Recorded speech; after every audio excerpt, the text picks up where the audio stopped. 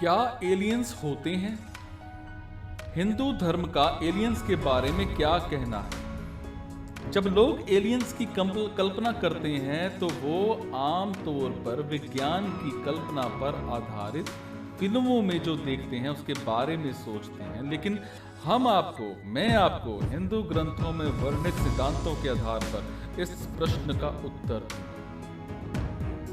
हमारे पास एक पृथ्वी ग्रह और एक सौर मंडल है और इनमें किसी न किसी शरीर में आत्माएं रहती हैं।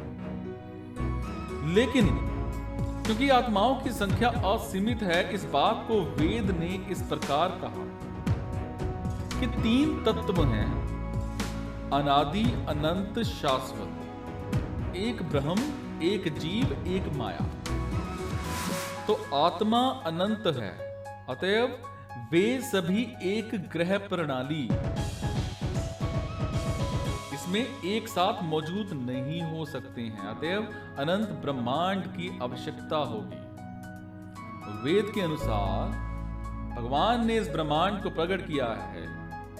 पृथ्वी ग्रह पर आत्मा को मनुष्य शरीर में जन्म देने का मौका दिया, जिसका मुख्य उद्देश्य ये है कि मनुष्य कर्म कर सके, भगवान के बारे में जाने और जिस आनंद, सुख, शांति, प्यार को चाहता है वो उसे मिल सके।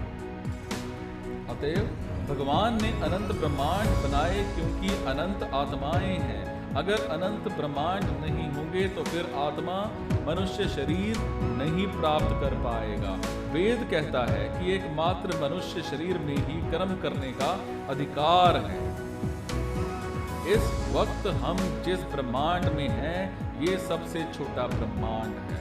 इससे भी अनंत बड़े ब्रह्मांड हैं और उनमें भी अनंत पृथ्वी है। इस बारे में वेद और पुराण इस प्रकार कहते हैं कि वही समय पर समस्त ब्रह्मांडों की रक्षा करने वाला, समस्त जगत का अधिपति और समस्त प्राणियों में छिपा हुआ है, जिसमें वेदज्ञ, महर्षिगण और देवता लोग भी ध्यान द्वारा संलग्न और उस परम देव परमेश्वर को इस प्रकार जानकर मनुष्य मृत्यु जो है उसके बंधनों को काट डालता है।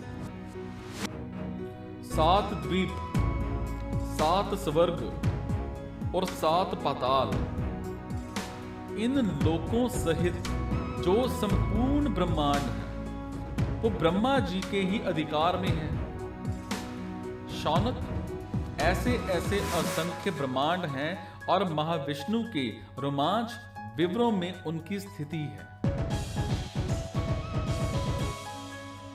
वेद पुराण के अनुसार भगवान ब्रह्मांड का शासन करते हैं, जिसमें ब्रह्मांडों की असीमित संख्या होती है, जहां आत्माएं रहती हैं। वो आत्माएं भी वैसे ही हैं जैसे हम हैं।